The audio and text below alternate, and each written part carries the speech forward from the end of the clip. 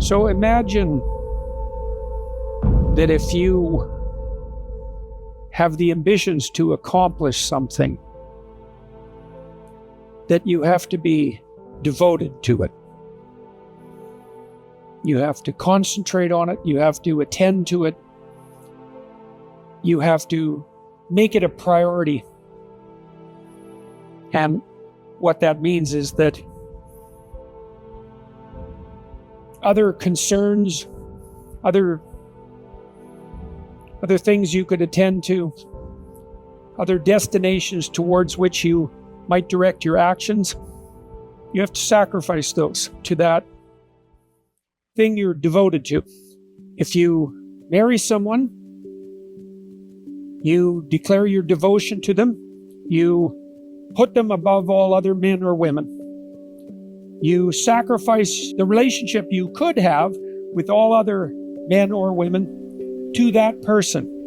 You put them at the pinnacle of the hierarchy of your relationships. And you do that when you start a new business or when you take on a new job. If you are in it wholeheartedly, if you're in it in the manner that would most assure your success, you devote yourself to it and you make the relevant sacrifices. Now imagine that as you go through your life, you prioritize one thing and then perhaps that comes to its conclusion and then you prioritize another thing, or perhaps while you're prioritizing one thing, as you move towards it, your understanding of where you're heading transforms, and so your direction shifts. And imagine you repeat that continually, and you do that in good faith, and you continue to pursue your object of devotion, but you observe that what it is that you're aiming for transforms across time. Now, that doesn't mean that the things you were aiming for along the way were improper, although it does suggest that as you move towards your destination, your understanding of the nature of that destination transforms as you accrue wisdom as you move forward. I remember reading the autobiography of Leo Tolstoy called Confessions. Tolstoy, at the height of his fame, he was the most well-known author in the world and a master of literature on par with Shakespeare. He was an aristocrat in Tsarist Russia with immense estates. He had a large family. In many ways, he had everything, even by his own admission, that he could possibly ask for, and he was desperately unhappy and suicidal. He sometimes, when he was walking on his estates, he would carry a rope with him on the off chance that he would finally make the decision to hang himself from a rafter.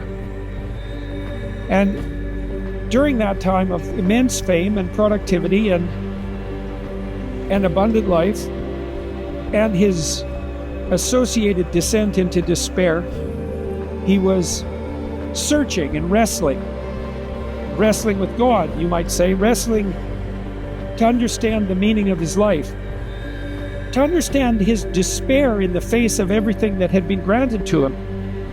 Tolstoy's attention turned more to religious matters as he became older, but he ends his book, the Confessions, it's a very short book, it's very much worth reading, with a vision, a dream. He had a dream, and he dreamt that he was suspended in midair, and when he looked down, there was an abyss of infinite depth beneath him. And to be suspended in midair with an abyss of infinite depth beneath you is a daunting experience. And you can understand that experience. It doesn't take much literary analysis to comprehend the meaning of that vision. It means that when any of us look down, we can see the abyss in front of us. And we can easily despair in consequence of that sense of vertigo that the unknown spread out like that in front of us might produce. But then he looked up, and what he saw was, he realized that he was suspended by a rope above this abyss, and that the rope extended upward farther than he could see. So the rope above him extended into the infinite space above, as far up as the abyss below him reached down. And then he woke up, and that is the end of his book. And he understood that something invisible and transcendent supports us above the abyss that extends below us. But the book ends there, and the reader's left with some resolution of the problem that Tolstoy was facing, but with no real explanation. The resolution was the hypothesis put forward in the dream image that we're suspended by something that supports us above everything that threatens us. But what supports us? What is the nature of what supports us? So one of the things you want to understand about the way that which should be put in the highest place is characterized in the Judeo-Christian tradition is that in the final analysis, whatever God is, whatever is to be put in the highest place, whatever's transcendent, is outside of time and space. It's not to be found within the confines of anything that presents itself immediately to us. And that in the final analysis, its nature transcends our understanding. And so that begs the question, first, does something like that exist? And second, if it does exist, yet it's incomprehensible, ineffable, and transcendent, how are we to understand it, and what is the nature of our relationship to it? So imagine that you're devoted to something, and you pursue it, and as you pursue it, your understanding of what it is that you should be devoted to transforms and broadens. So what that implies is that what's good and motivating calls to you as that which grips your attention and motivates you. But as you approach that destination and become wiser in consequence, your understanding of where you're headed broadens and deepens, or becomes higher and more significant.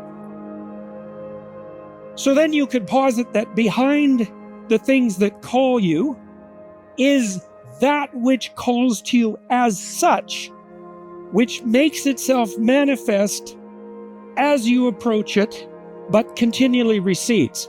So the idea would be, well, there's always another mountain to climb, and that there's a sequence of mountains that never end, and that the peak of each successive mountain is higher than the peak of the mountain previously, and that the ultimate destination is the vanishing point of all those peaks.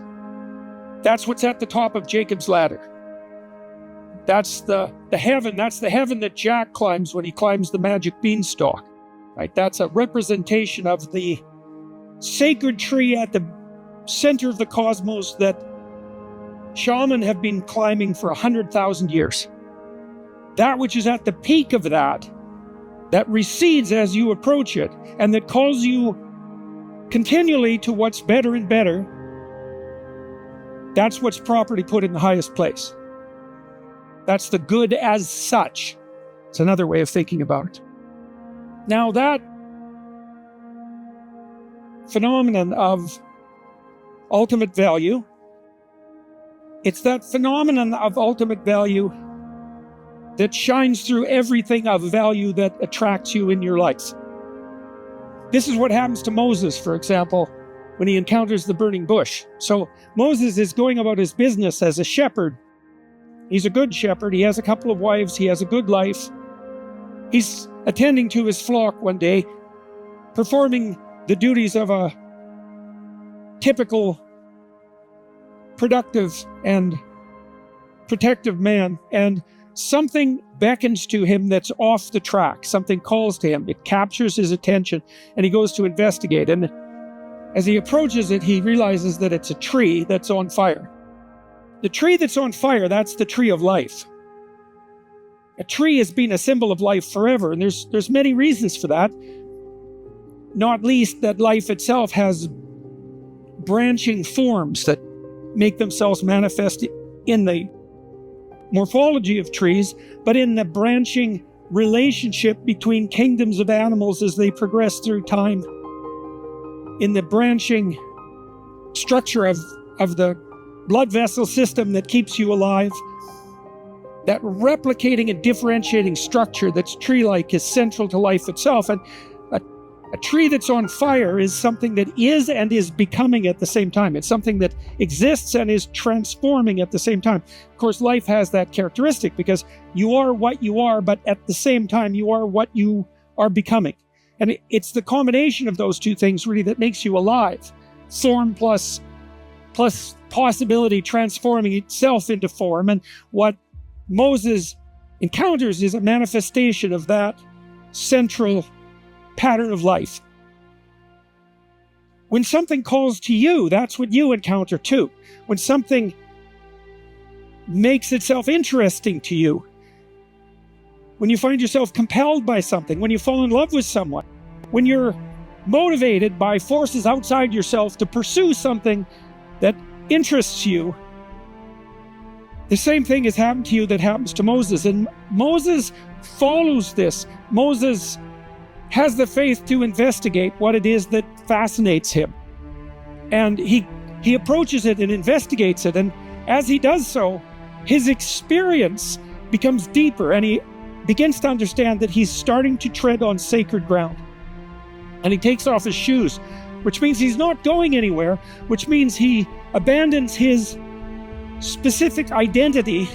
The shoes are emblematic of identity, which is why you can walk a mile in someone's shoes in order to understand them. He abandons who he is in pursuit of what he could be.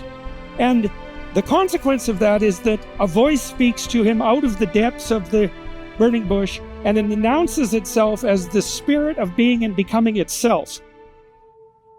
And what that means is that if you pursue that which calls you deeply enough, the voice of the spirit that gives rise to order itself will make itself known to you. And we know that because we know, all of us know, that if we pursue something deeply, if we pursue something with commitment, if we are devoted to something and pursue it, that our understanding of that deepens. That makes us deeper, and that as our understanding of that particular phenomenon deepens, we start to understand its connection with everything else. And the deeper, and there's no limit to the depth of that, and the consequence of that, and this is the consequence for Moses, is that the revelation of the spirit of being and becoming to Moses transforms himself into the sort of person who can lead the enslaved out of tyranny into the desert and toward the promised land. And so what that means is that that's what makes Moses into a leader, is that he takes what compels his attention with all due seriousness, investigates it wholeheartedly, allows his identity to transform as a consequence, and transforms himself with the help of what it is that's calling to him, transforms himself into the sort of man who can stand against tyranny and overcome the proclivity to slavishness, who can navigate through the desert and who can find the final optimized destination. And that's a pathway that is open to everyone, and that's indicated by the fact of calling and interest. That's a characterization of God. That's a characterization of God. Now, what happens in the biblical corpus is that the spirit that recedes and that calls forward is characterized in the biblical stories. And the reason for that is so that the nature of that spirit can be made clear, so that individuals and societies can organize themselves in productive harmony. The biblical stories are a library of characterizations of God. So God is, this spirit that calls us forward is represented as a character, and as the character to whom ultimate devotion should be paid. So this is a definition. It's something very much worth understanding. The hypothesis is that imagine that you are devoted to something. It might even be devoted to your own self-interest, but let's assume that it's devoted to an enterprise, or that it's devotion to your family, or it's devotion to your wife or your husband or to your friends. There's something that's like the spirit of devotion itself that lurks behind that, because you think about it this way, is different people are devoted to different things, but that doesn't imply that they're not devoted. And so there's something common about the fact of being devoted across instances of devotion. And there's something lurking behind what makes you devoted, that's the spirit of devotion itself. And that's the spirit that makes itself manifest in the burning bush, and that's the spirit that's characterized in the biblical corpus. So let's walk through the characterization. And I'm going to tell you a very specific story tonight. I'm going to just tell you the story of the Tower of Babel. But I want to put it in context so that what it means is a very short story, but what it means can be fully understood. The Tower of Babel is Genesis chapter 11. There's 11 chapters of characterization that precede it. And I'm going to walk through the characterizations. Each of the biblical stories is a characterization.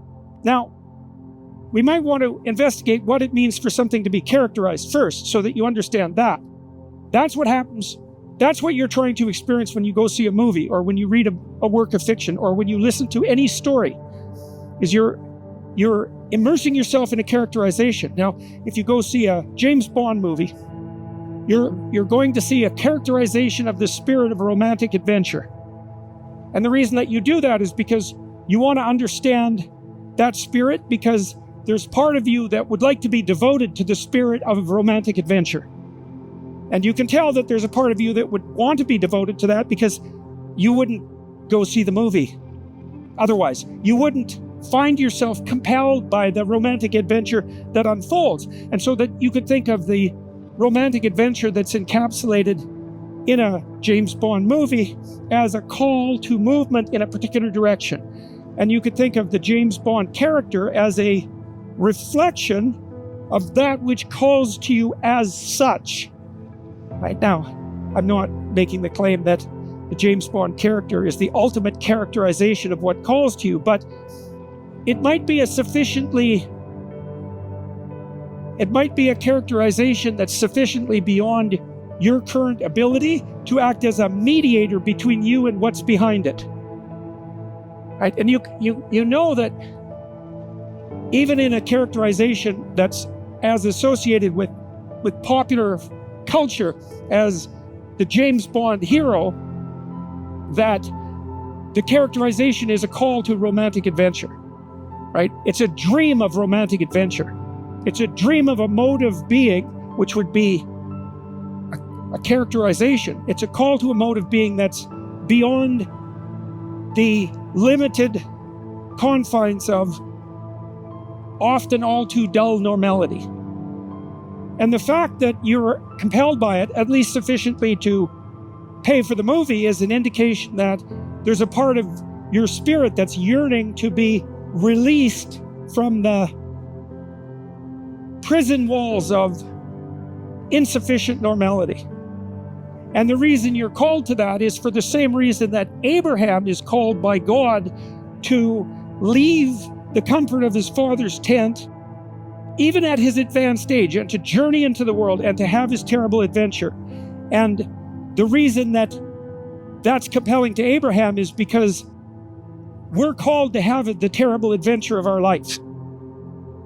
And to the degree that we fail to do so, then our heart yearns in that direction, and we will seek out substitutes and pathways forward to attempt to move us toward that goal. Why the call to romantic adventure? Why the high order and dangerous adventure, let's say, that's characteristic of an action-adventure movie? And the answer is, well, it's related to the vision of Tolstoy, is that the abyss that lays itself out beneath us is so deep, the suffering and complexity of life is sufficient that only a noble adventure can justify it. And so, without that devoted striving toward what's ineffable and transcendent, the abyss makes itself so manifest that it's dispiriting and disheartening. We're not after security. That's why God calls Abraham out of his security, his infantile security. We're not designed for security. We're not designed for infantile safety. We're designed for romantic adventure. In the first book of Genesis, God is characterized as the spirit that confronts possibility with love and truth and makes the order that's habitable, the order that is good and habitable. And what does that mean? Well, people are made in that image. Well, so what are people like? Well, people are conscious characters. And what is it that you're conscious of? And the answer is you're conscious of possibility. And in fact, that's what your consciousness is for. Those things that you can predict that are familiar and stable, because they're predictable and familiar and stable, you don't have to be conscious of them. In fact, you aren't. The things that don't change, you don't attend to. It's the things that transform and transmute in front of you that you attend to. And that's because you have the opportunity, in the face of that which is still only possible, to wrestle with that possibility and to transform it into, optimally, the order that is good. And it's in so doing that you find your identity with the spirit that called forth order from chaos itself, not only at the beginning of time, but now and forever. And it's participation in that process that puts you, that makes you able to walk unself-consciously with God in the garden, and that establishes with God the order that is good or very good. In the story of Cain and Abel, God is further characterized as the spirit that requires the best of all possible offerings in relationship with man. That's the spirit of conscience. That's a good way of thinking about that. Cain is the man who offers what's second best to himself and other people and the world and to God. His sacrifices are second-rate and they're rejected. God is characterized as the spirit that rejects anything but the offering of what's best. And you might say, well, I don't believe in that spirit. And I would say, don't be so sure that you think that you know what you believe.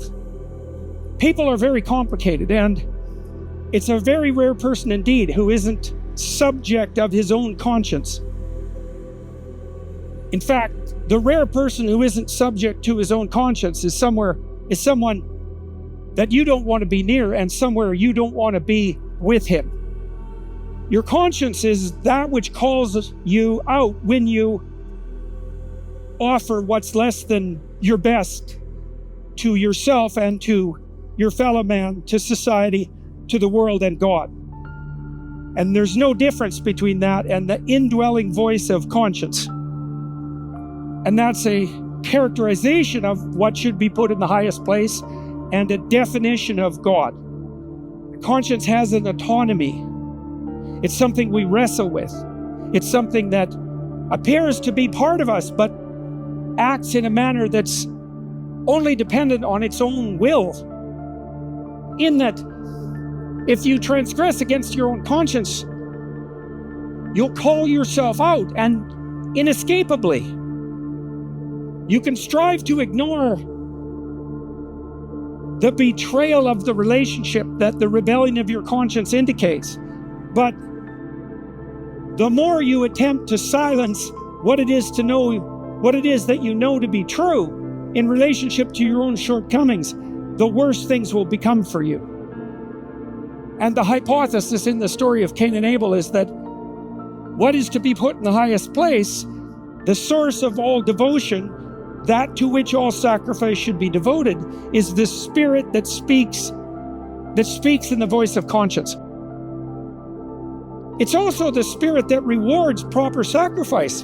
And you can ask yourself too, do you believe in the existence of the spirit that rewards proper sacrifice? Well, so ask yourself this. If you have a son and you love your son, Isn't it the best part of you that offers him reward in proportion to the integrity of his offerings? Isn't it the encouragement that makes the best of him make itself manifest? Isn't it the encouragement of the best in you saying to him, I'm impressed by what it is that you managed. Do more of that. Isn't that the basis, the most fundamental basis of the best relationship you could possibly have with him? Isn't that the basis of the best relationship you could have with yourself or with the people that you love? To observe what it is that they do when they're wholeheartedly devoted to something, when they're all in their sacrifices, and they're wending their way up the sequence of mountains forward. And isn't it exactly what every son wants from his father for that relationship to be the case? God says to Cain, if you do well, you will be accepted. And God is therefore the Spirit that accepts if what is good is done, but also the Spirit that judges and rejects if what is best is not being offered. And that's represented in that story as the ultimate manifestation of the combination of mercy and justice that makes up what is ineffable and divine. Cain rejects all the guidance that Spirit could possibly provide, becomes bitter, resentful, and murderous. His children and grandchildren become corrupt and genocidal. And that's the pathway of degeneration away from adherence to the call of the Spirit that moves people endlessly upward. Cain's children, they're also the builders of the first cities. They're the artisans who first make musical instruments. They're the craftsmen and metallurgists who make weapons of war. They're the engineers who offer technological solutions to spiritual problems. That becomes relevant in the story that I am going to tell you. Cain's descendants, who've turned away from direction by the ineffable, multiply and fill the earth and propagate the sin of Cain everywhere, producing a society that's bitter and resentful and deceitful and self-centered and unwilling to offer its best and prideful and narcissistic and technologically obsessed and hedonistic. And that's why the flood comes. And in the story of Noah, God is characterized further as the Spirit that calls to the wise, even in times of trouble, to prepare in good faith to shepherd their family through the inevitable flood. And that's what you do as a wise man and woman. If you have maintained the clarity of your vision and the integrity of your thoughts, so that your intuitions in times of trouble can warn you when it's time to prepare, so that you do that not in fear but in good faith, and that when you do that, you thereby protect yourself, shelter your family, keep society thriving, and act as proper steward to the natural world, which is what Noah does when he preserves the animals on the ark.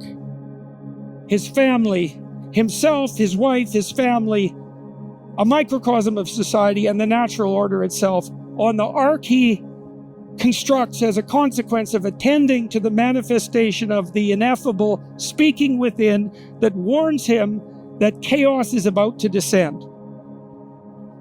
And that brings us to the Tower of Babel. I don't know if you've been following the news in recent days. I said that the children of Cain were the engineers. But more particularly, they're the builders who put what they build in the place that's reserved for God. They're the prideful intellect's temptation to elevate the technological enterprise to the highest possible place, to look for salvation in the technological realm. What happened to Google in the last 2 days? The Google engineers, along with computer engineers everywhere, are madly engaged in the construction of superintelligences that have mapped the domain of the word. And Google devoted its AI project to unholy ideological propositions and produced a superintelligence whose image-making capacity instantly falsified not only the present but the past in the service of those delusional presumptions. That's a Tower of Babel. This is the story. And the whole earth was of one language and one speech. That's the symbol on the back of the dollar bill. What does it mean? It means there's a hierarchy of value, and that everything within that hierarchy of value should be devoted to one thing, which is at its apex, which isn't part of the thing but rises above it, that's associated with clear-eyed vision. That's the symbol of value that your economy is predicated upon. This ancient idea. Why is that of one language and of one speech?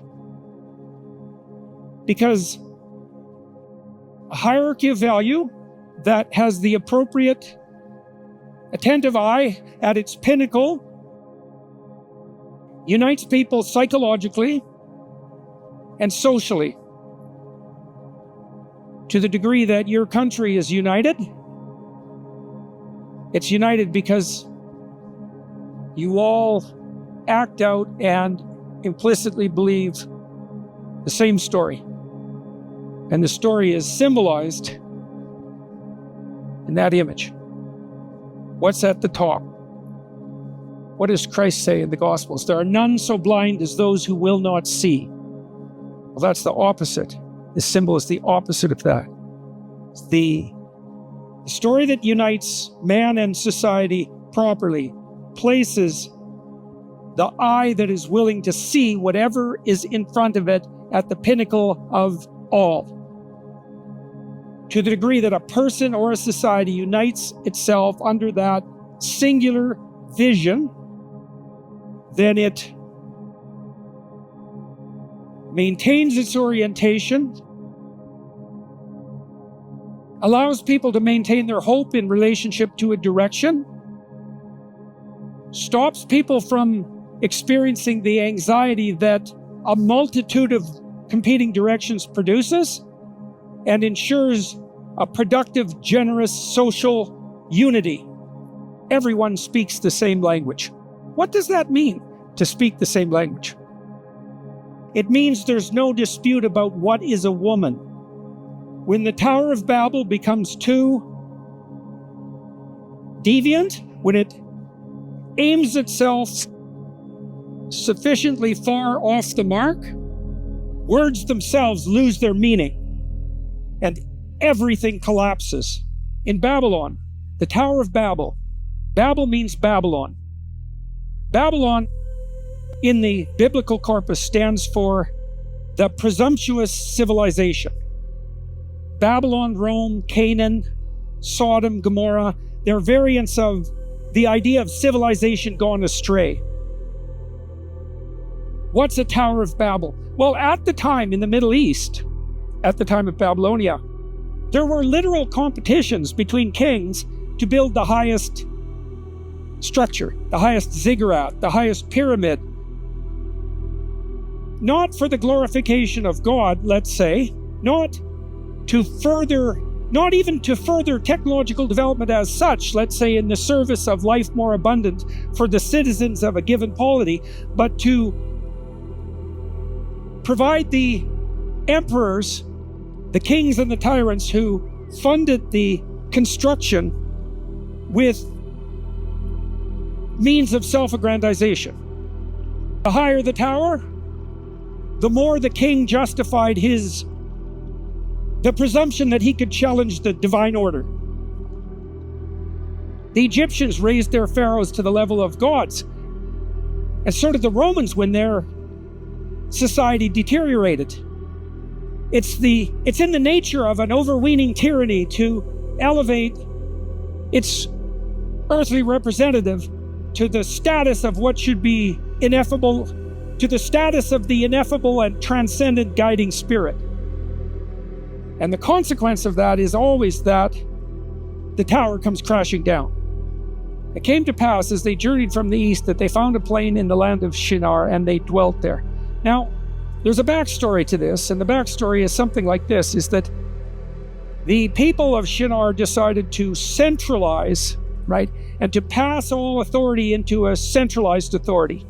That's a good way of thinking about it. Instead of maintaining responsibility and authority in a distributed manner, they centralized, right? So that you can think of these towers as the attempt to build a top-down utopia. That's a good way of thinking about it. A top-down utopia with the wrong spirit constructing it and at the pinnacle. That's the continual technological proclivity of the pridefully obsessed intellect. Cain establishes the pattern of improper sacrifice. Cain's descendants, Cain becomes fratricidal and murderous. His descendants become genocidal and chaotic and technologically obsessed. The consequence of the chaos is the flood. That's the destruction of the world by the return of chaos. The Tower of Babel is the destruction of the world by authoritarian presumption. And those are the two sociological or political catastrophes that are associated with the sin of Cain. So what does that mean? If you refuse to offer your best, and in consequence, your offerings are rejected, you're unsuccessful, you'll become bitter and resentful. If you determine to nurse that bitterness and resentment and let it take you where it wants to, you'll become the murderer of your own ideal, the destroyer of your own hope, and a rebel against the cosmic order.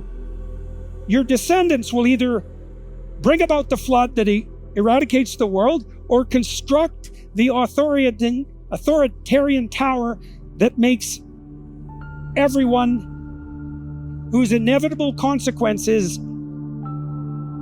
the degeneration of society into incomprehensibility.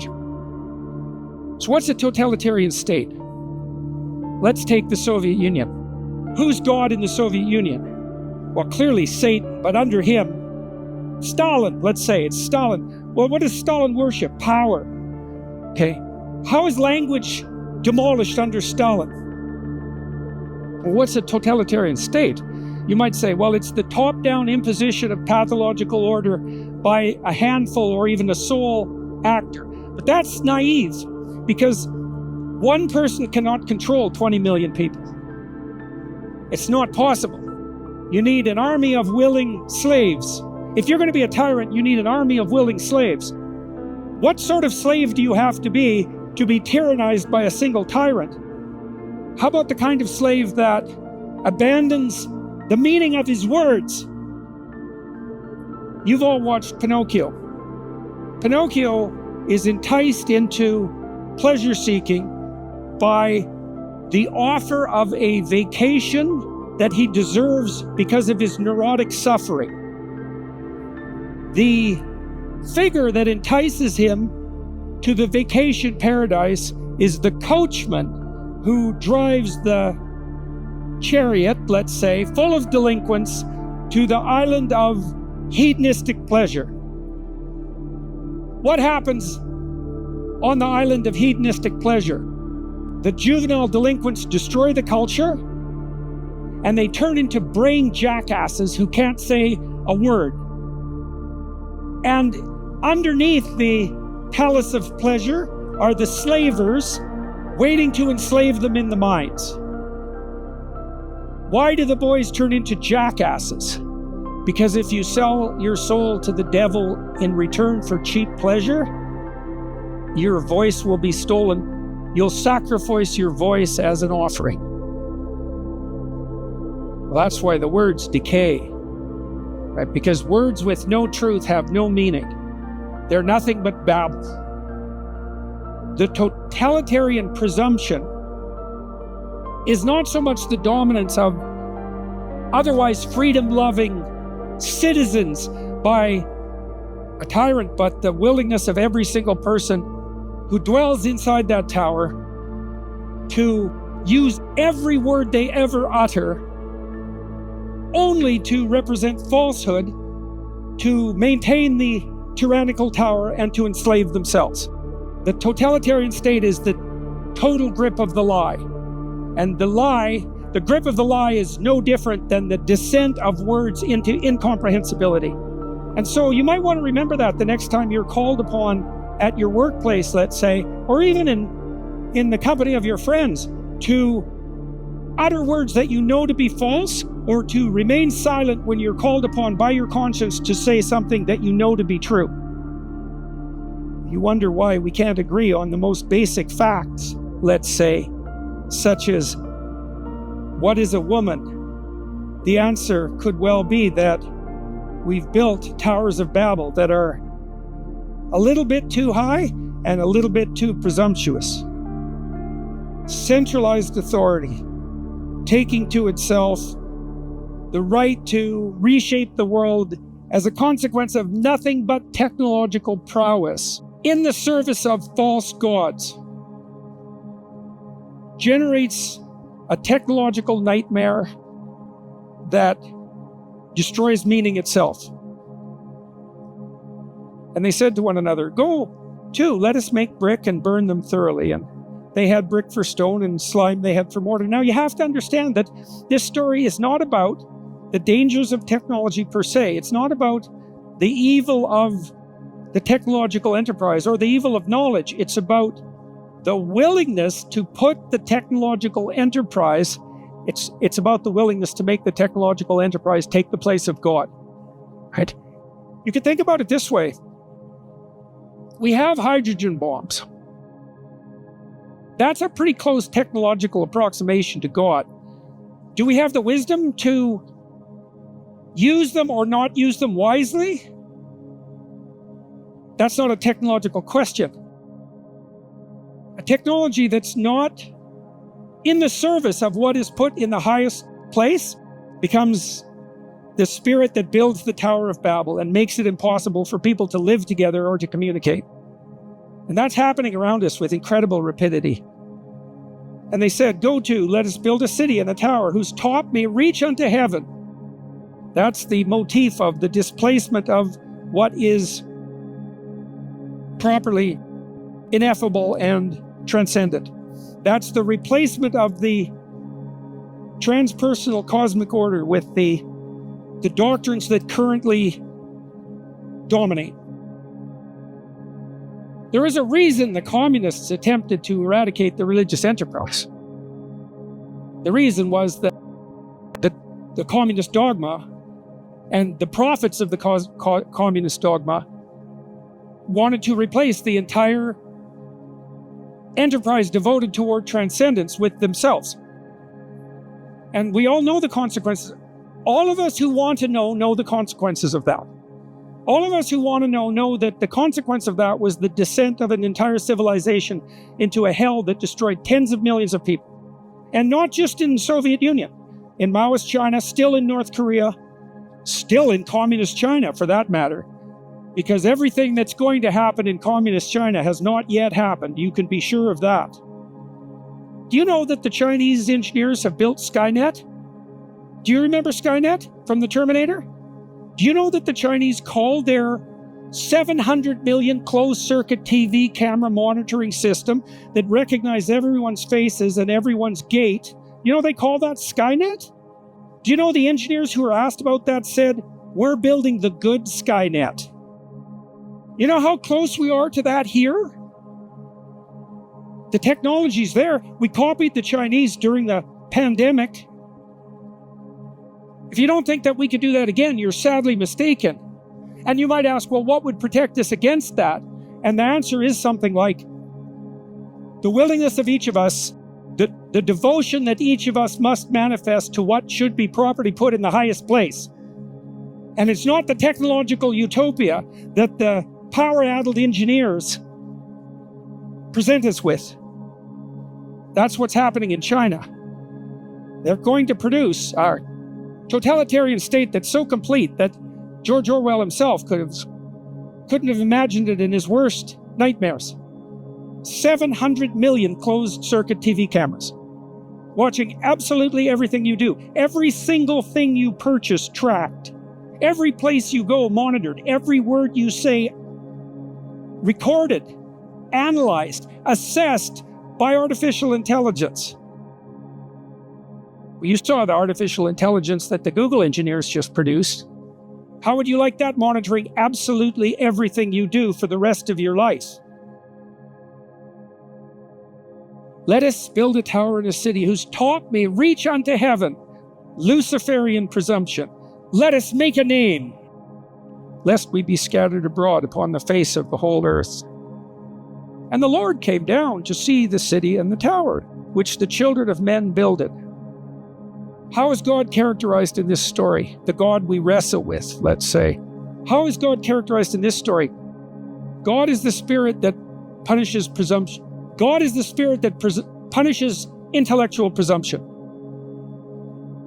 The sin of Adam and Eve is a sin of pride. The sin of Cain is a sin of pride. Cain believes that he can offer what's second best and benefit and escape from notice. He believes that he can offer what's second best and fool himself and fool the people he's around and adapt to the world and pull the wool over the eyes of God. Pride. Pride goes before a fall. What punishes pride? That's part of the biblical characterization. Do you believe in God? Do you believe there's a spirit that punishes pride? Has that spirit made itself manifest in your own life? Are those times that you overreach yourself, especially when you know that you've overreached yourself and you fail in consequence, is that the just and merciful unfolding of the cosmic order? If it's not, then why does your conscience call you out when you, in the aftermath of that error, of that overreaching, of that presumption? And the Lord came down to see the city and the tower which the children of men built. And the Lord said, behold, the people are united, and they all have one language, and this they begin to do. And now nothing will be restrained from them. Let us go down there and confound their language, that they may not understand one another's speech. No, for centuries even, it depends on the interpretation, that the casual interpretation of the Tower of Babel is that this is the attempt by superstitious people to hypothesize about the origin of multiple languages. That's not what it means at all. It means that the consequence of centralized, unidimensional, prideful, mad power-seeking is a fractionization and atomization of the society that's so complete that no one person can understand anyone else. That's a vision of hell. The collapse of the Tower of Babel.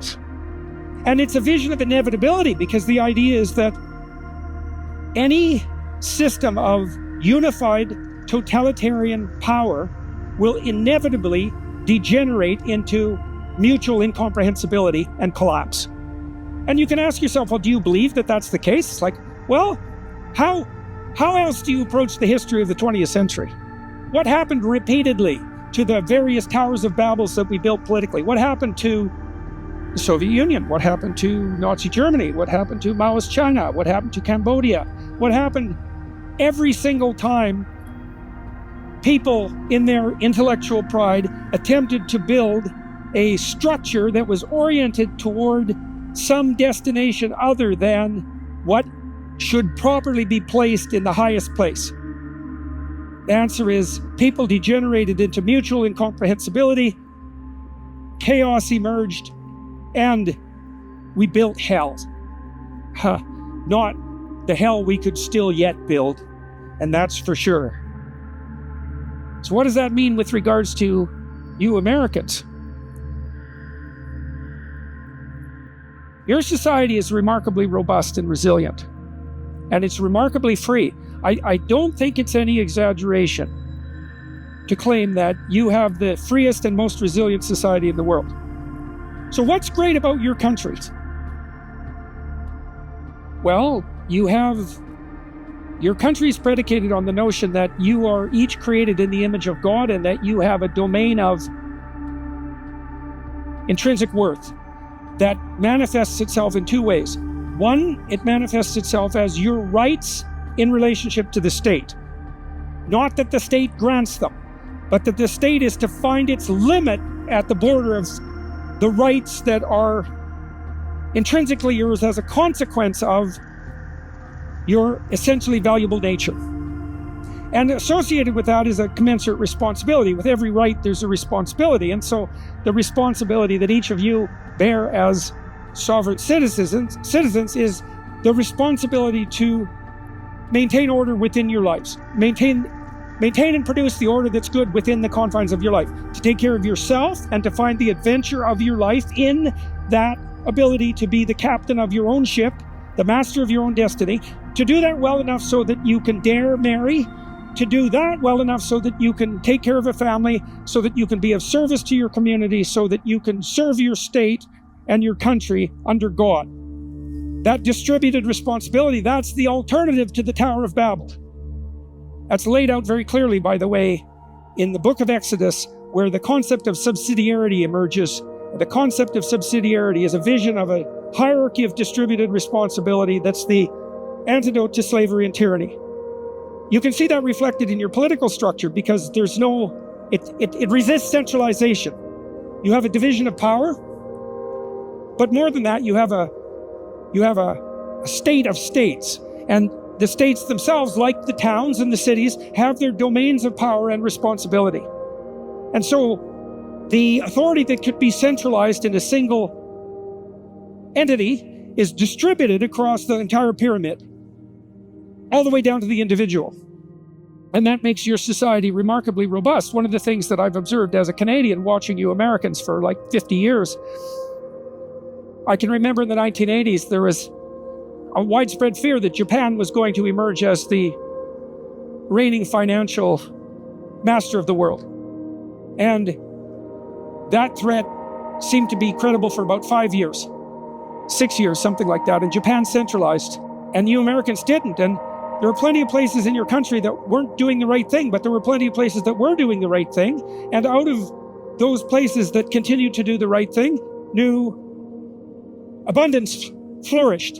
And you do that all the time. You did that again in the 1990s. And it's a consequence of the manner in which your state is structured, right from the individual upward. It's a consequence also of your willingness as individual citizens. And I also see this as characteristics of the United States. One of the things that characterizes your society that's very unique, and maybe unique even among Western countries, is that you wholeheartedly admire productive, generous competence. That's at the core of the American dream, right? If people in this country, people who make it in consequence of their own honest and upward striving efforts, are genuinely admired. And that's your wealth, really. And that's also your recognition that technological prowess and even material abundance can be positive goods if they're put in the right place. That's like anger, and that's like sexuality, and that's like fear. All of these things can be beneficial in the right place. That ambitious striving that makes your land rich and rife with opportunity and possibility and beauty and cultural richness is a consequence of the positioning of that material ability and security and opportunity in the proper place in the hierarchy of values that strives properly upward. The founders of your republic knew this because they understood that your rights were self-evident as a consequence of the embeddedness of your culture in the underlying Judeo-Christian tradition that positioned what was properly sovereign above everything that was political and beyond, above and beyond everything that was merely political. and that simultaneously called upon each citizen and the leaders of the citizens to pursue their individual pursuits and their political endeavors in light of their commitment to what was properly put in the highest place. And that is precisely what's made your country rich. I don't know if you know of an economic phenomenon called the resource curse. People, especially of the leftist persuasion, believe that countries are wealthy because of natural resources. But there is no relationship between the natural resources of a given country and its wealth. In fact, the statistical relationship is slightly negative. Why? Because unearned wealth is an invitation to corruption and instability. And that's what happens in resource-rich countries. Your country is rich because your people are, by and large, ethical. Your country is rich because, by and large, the default transaction between individuals in the United States is honest. There is no other natural resource than the truth that makes honest trade between strangers possible. With that in place, every desert can bloom. That's why LA exists. Well, I mean it. It was a desert. The entire western part of your country was uninhabitable. It's the cooperative, productive generosity of your citizenry that made that harsh environment not only habitable, but wealthy. That's a consequence of the orientation of your society, not towards these towers of this Tower of Babel gigantism, but towards its distributed responsibility and rights, and its orientation towards the proper uppermost goal.